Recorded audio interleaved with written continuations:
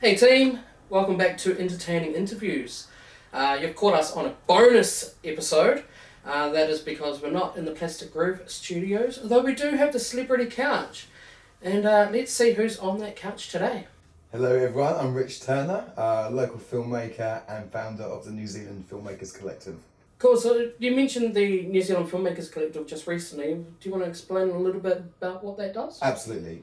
So the collective is a national film community which is dedicated to connecting filmmakers from the top of the north to the bottom of the south.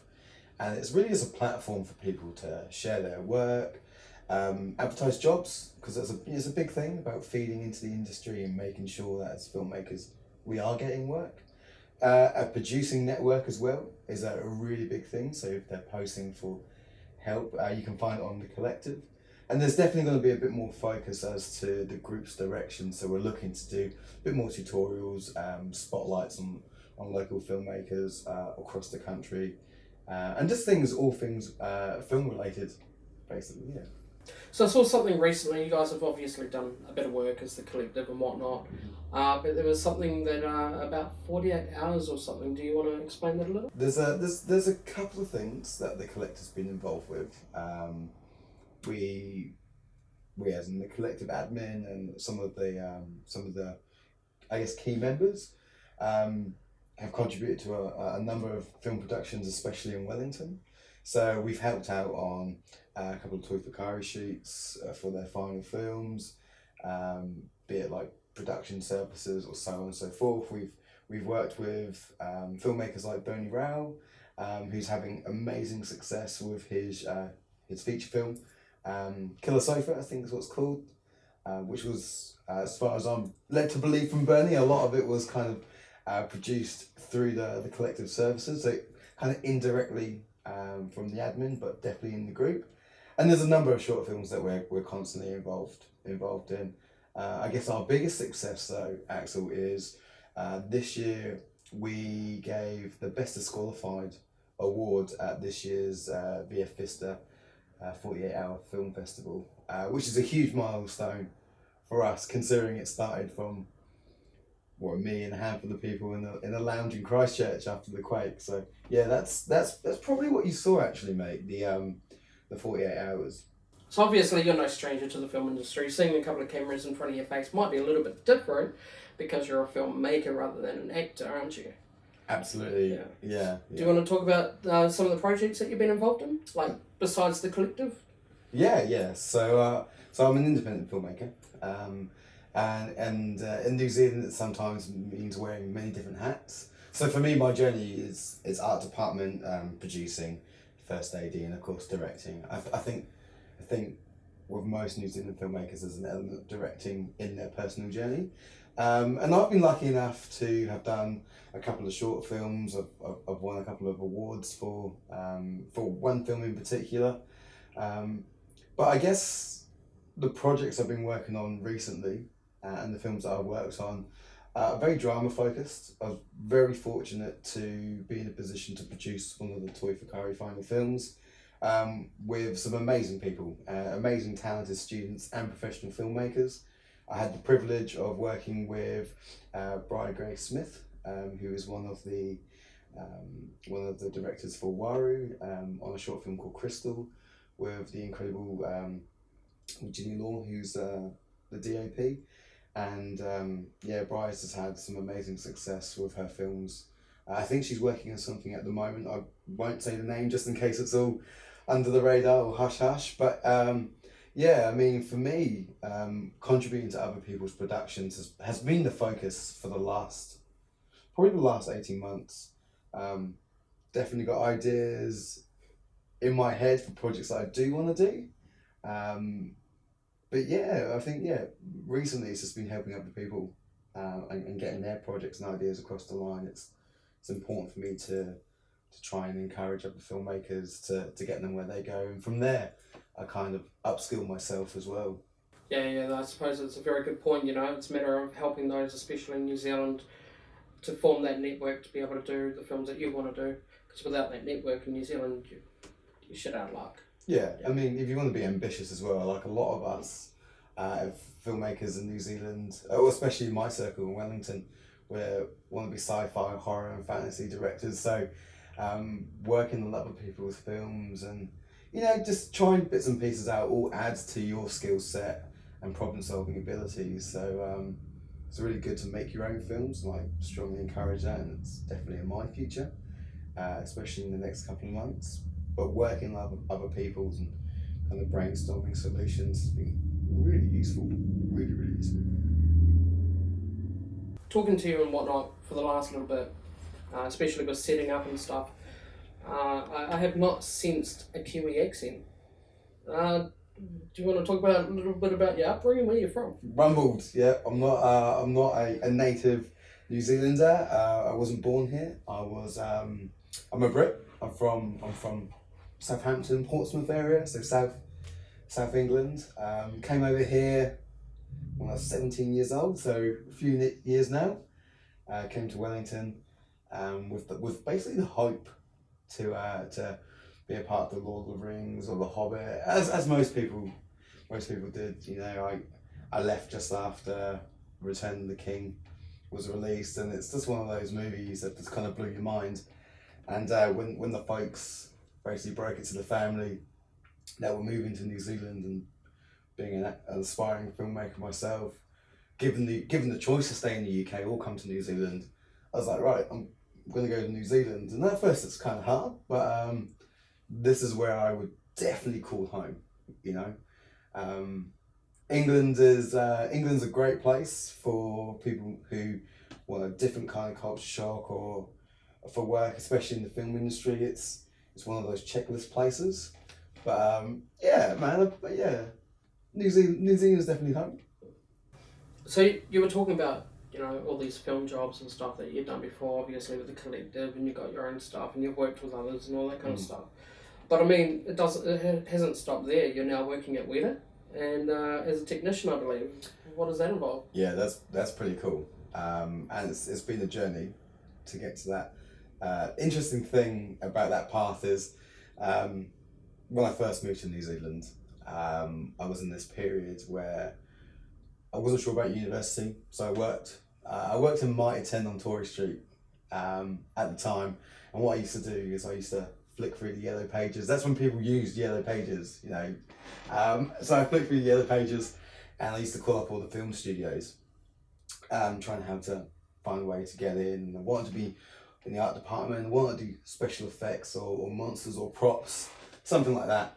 And eventually I called Weta a couple of times, and they got to a point where it's like, Rich, you got to stop calling, bro. And I found out, and they were good about it. They were like, keep doing your thing. But someone mentioned that Richard Taylor was going to be doing a press release for Prince Caspian in a bookshop just at Lambton Quay in Wellington.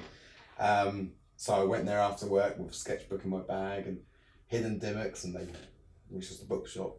They closed it, so I'm hiding in the back, and this is all the journey of how Weta came to be, But I'm sitting in the back with my sketchbooks, and Richard Taylor comes in, and they do the talk about, 10 lights back on. They do the talk about Prince Caspian, and it gets to a point where he invites people for questions. So I pop out at the back of the bookstore with my sketchbook, and I think I had a Stan Winston special effects book, so the guy who did Aliens and stuff like that.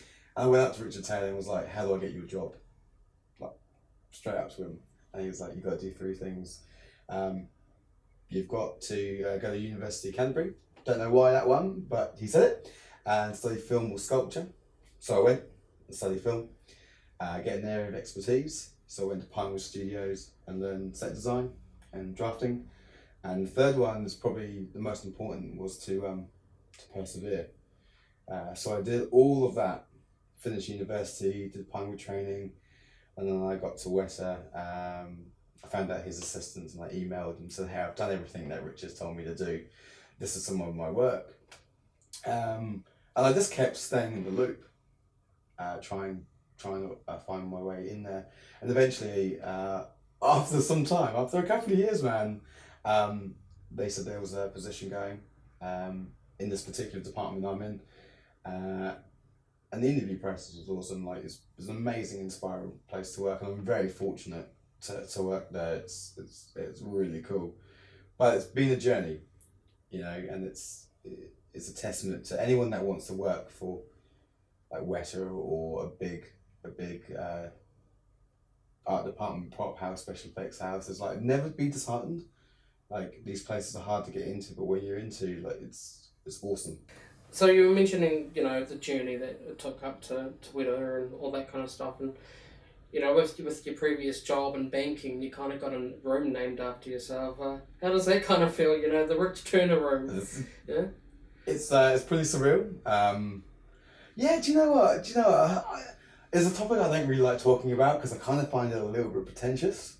Because I'm just doing what I'm doing the whole time, and the room being named after me was one of the business banking rooms for a Kiwi bank in Palmerston North, and it was super awesome. But the room was named after me for my work with the collective and putting back into the community. And by all means, the collective, I started it and I kind of facilitate a lot of the staff in this directions. But it is a community. It's not one single person. So I feel as though even having the room named after me for getting started, it kind of belongs to everyone involved in the collective. And as a developing filmmaker, there's still a lot of groundwork I can do. But I'm super humbled. I'm really, really honoured to have that. But again, man, it's one of those things like, what do you say to that? What do you say to someone that names a room after you? Cheers? Like, do I start moving in? Like, I don't know. Like, I joked about that, but no, it's surreal. I guess is the best way to describe it. It's really surreal. I saw that you work for a company called Black Lantern. Kind of what's your role there, and what is Black Lantern? Yeah, so Black Lantern's actually my baby with my partner Samantha Wagg. Black Lantern is our film and VFX, I guess, company. In fact, it is exactly what it is. It's a VFX and film company, and predominantly we're doing a lot of VFX for a couple of web series overseas, and it's giving us the platform to do science fiction and start our own little post-production house, and have content that I've written or produced under one kind of flag, and it's exactly that. It's our film and VFX house, our production studio. It's our business, and we're really hoping for it to grow. It's got us a bit of work recently, and we're getting quite busy, which is awesome. But I'd like to see it grow into a position or a company where we can start having employees and regular contracts for even bigger films, and then who knows, it might aspire and grow to be a big production house. That's what we want. So you were a finalist for Filmmaker for Moth into Flame. Now, what is Filmmaker and what's Moth into Flame? Yeah, cool. So I guess, Moth to the Flame was a fantasy pilot episode that we made as part of filmmaker.com, which is an international website / I guess distribution or developing distribution entity. And what they do is they put a call out for competitions, scripts, docos, and they select X amount of people to be in a position to make a pilot, and that pilot, if successful, will become a web series. And I guess the intention is you make the web series that they pay for, and then they sell it, and there's a distribution deal where they get X amount and you get a royalty. I don't know. But we were one of four teams, only New Zealand team, only Southern Hemisphere team actually, to be selected for, I guess it's like the semi-finals. So our script got selected, four teams across the world were given X amount of money to make a pilot. And then we shot it and submitted it, and alas, we didn't win. We did get the most views though, I will say that. We actually lost out to a really talented film writer and director, a guy called Jeff Myers, who through Black Lantern we're working with on the web series. So even though we didn't win the overall competition for our entry, despite having considerably more international views and being the only Southern Hemisphere team, we are still involved with the final, with the winner. So that's that. But filmmaker, I definitely suggest to anyone watching this, if they're wanting to check out filmmaker.com, go for it, see what it's about. It's not for everyone. People have their own opinions about online competitions and where their content goes, but we were just doing it for fun, on a whim, weren't expecting to get anything from it. But it's a cool way of getting some of your work at least partially funded to make something. What inspired you to become a model maker, and what do you kind of make? I guess what inspired me to do model making, or in my particular case, is more props. It's just, I just really enjoy making things that I really can't afford to buy online. And when you find out how things are done, one, building it, the enjoyment of it is awesome. Two, you can usually make 5 for the price of 1 if you buy it. Growing up as a kid as well, had a crazy imagination, always used to play Space Marine or spaceships or soldiers, so I always used to raid my dad's garage and make like laser guns and backpacks and whatever I could find, smoke pellets, and like pretend I'm running through landmines with fake guns I've made out of some pipe and a torch. But I guess I'm making props and models is I do it for the enjoyment, and it's just really relaxing. And it means that I can build up props for films and other projects for me or for other people for like relatively little to no money, because it's expensive, you buy these things online. Well, I think I'm going to give you the entertaining interviews challenge. Dun, dun, dun. Your challenge, whether you choose to accept it or not, with your prop making and whatnot, is Daryl Dixon's crossbow. Oh, yeah. Challenge accepted? Ooh, challenge accepted. So we've managed to learn a lot about the life of Rich Turner, and it's been fantastic actually getting to sit here and talk to you about everything. What can we expect going forward from you? Going forward with me, like, I'm a filmmaker through and through. Like, this is not a job, this isn't a hobby, it's actually a lifestyle. So as long as there's air in my lungs and blood in my veins, I'm always going to be making something or being a part of something. For me, in terms of projects, I guess there's a couple bubbling away that I want to do, while another project that I've been working on is going through some big channels, and hopefully some awesome news, for me and for everyone that might be involved early next year, as to what's happening with a project that I shot about 18 months ago. But yeah, in the meantime, just working on lots of short films, maybe working with some more colleagues and trying to make just regular content. I think it's really important to make things little and often, even if it's just a scene. As long as you're always making something, and maybe in every film you're doing something different. So that, I guess that's kind of my goal in the next, and at least end of the year, just make a couple more short films, maybe some zombie short films, because everyone loves zombies. Maybe some dystopian, climate change, nuclear holocaust, drama piece, cannibals. Who knows?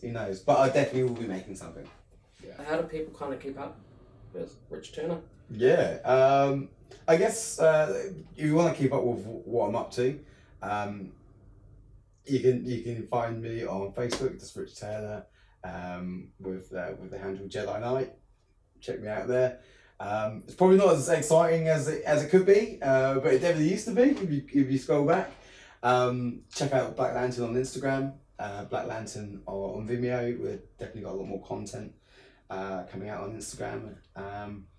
And jump onto the New Zealand Filmmakers Collective on Facebook. Be involved with the conversation, contribute to the local film community, like the posts from the admin, check out some of the posts that I do myself, and if you want to reach out, if you have a project in mind that you're looking to get off the ground, or you just want some advice, or even just to chat, just to network, just do it. hit me up on Facebook or again, the collective. Previously, we were talking about Moth to the Flame. Yeah. What if there's people out there like myself that be keen to see that pilot? Is it available to watch? Yeah, absolutely. So there's a number of ways you can check out Moth to the Flame. You can go on filmmaker.com and just simply type up Moth to the Flame, or go through their gallery. We welcome anyone to go onto the Facebook page for Black Lantern. You'll see some of our content there as well. And you'll also be able to find it on our Vimeo channel. So just type up Black Lantern Film and VFX and you'll be able to find it there. And hey, just remember to like, comment, share, and most importantly, subscribe to Lexa Dixon. Now, if you want to see me take season 3 on the road, potentially in Auckland, where I have some awesome contacts, then jump over to our Facebook page, www.facebook.com/entertaininginterviews.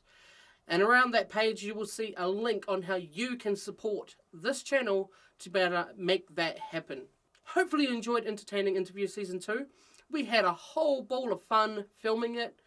Once again, huge shout out to Tony McDonald from Plastic Groove for the venue and also for the audio engineering, one of our major sponsors, and our other major sponsor, Tim Simpson from Nitro Film, for sponsoring us with the gear.